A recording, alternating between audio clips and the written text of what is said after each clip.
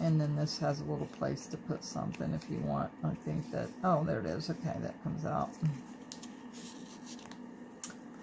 And then another journaling card with an envelope with stuff that you can take off and maneuver around in with your cards or your personal items. And then some more, I think it has 2 signatures in it.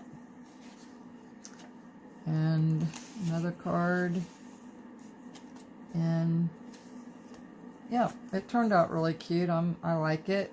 It feels good in the hands. It's nice and sturdy. And so that's one of my books I'll be taking to the craft fair. Okay, guys. Thanks for watching.